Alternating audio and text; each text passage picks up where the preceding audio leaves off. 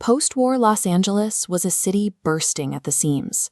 It was loud, industrial, and thick with smog, flooded with new arrivals trying to navigate a dense grid of streetcars and traffic. But on the morning of January 15, 1947, the Leimert Park neighborhood was largely empty. A local mother named Betty Berzinger was out for a routine walk, pushing her 3-year-old daughter in a stroller down South Norton Avenue. Glancing toward a vacant lot, she noticed a pale, highly reflective form resting in the weeds. The skin was so starkly white that she initially took it for a broken, discarded clothing mannequin. As she stepped closer, she realized it was a human corpse, severed into 2 pieces. Berzinger snatched up her daughter and ran to the nearest house to call the police. Officers found a meticulously staged exhibition. The killer had spent time arranging the remains in the vacant lot, transforming the homicide into a grotesque public display. The victim was 22-year-old Elizabeth Short.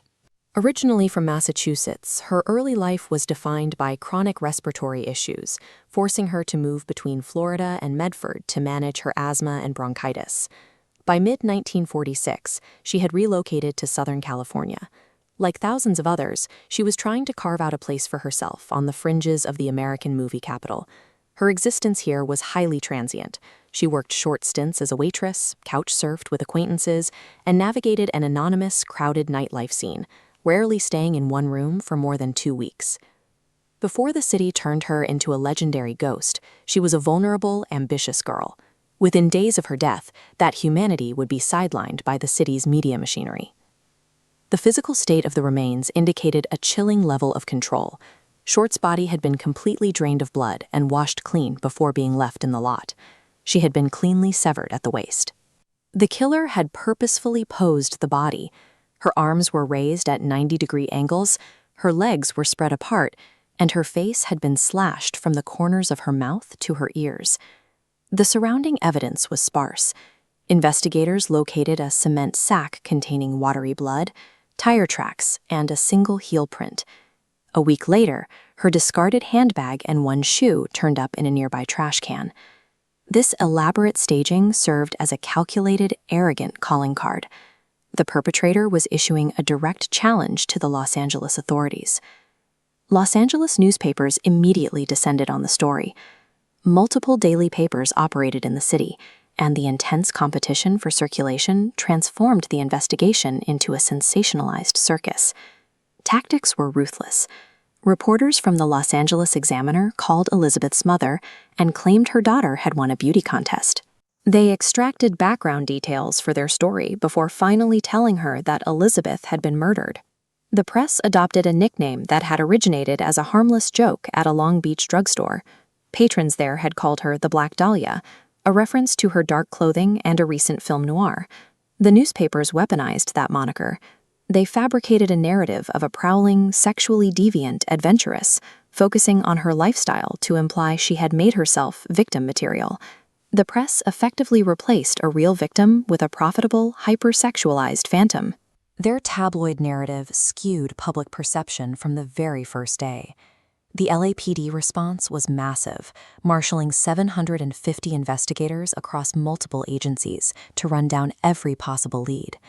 But the intense media coverage triggered a wave of false leads. A total of 60 people initially confessed to the crime. Eventually, over 500 individuals would step forward to claim responsibility. Stations were flooded with these confessing Sams. Detectives spent hundreds of hours interrogating people with no actual connection to the crime, draining critical resources while the real killer's trail went cold. The investigation stalled. The LAPD failed because the public spectacle actively broke the structural integrity of the homicide investigation. 2 years later, the lack of progress triggered a county grand jury probe. They wanted to know why the city's largest investigation had produced 0 arrests.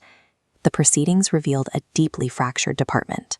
Testimonies exposed internal divisions, where critical witness statements were ignored, leads were suppressed, and investigative priorities shifted without clear justification. Suspicions of corruption surfaced. The grand jury probed reports of racket tie-ups and ties between officers like Sergeant Finis Brown and powerful underworld figures. The final grand jury report described an alarming rise in unsolved homicides and a culture of evasion within the LAPD. In this environment, a well-connected suspect could easily be shielded from scrutiny by a compromised superior. To understand the killer who slipped through this broken system, we return to the physical evidence. The specific nature of the mutilation tells a clear story. Bisecting a human body is a complex procedure, known as a hemicorporectomy. Performing this cut cleanly, right between the intervertebral discs, without shattering the lumbar vertebrae, required advanced surgical, medical, or mortuary training. This forensic reality narrows the profile. The person who committed this crime wasn't a random street thug. They were a highly skilled professional.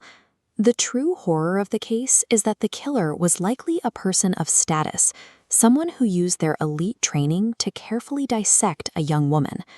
A few primary suspects fit this profile. Leslie Dillon, a former mortician's assistant, was brought in for questioning, but he was inexplicably cleared by officers who were themselves suspected of criminal ties. Then there was Dr. Walter Alonzo Bailey, a prominent Los Angeles surgeon. He lived down the street from the lot and had personal ties to the Short family. Yet, as a wealthy, respectable professional, he was never aggressively pursued by detectives.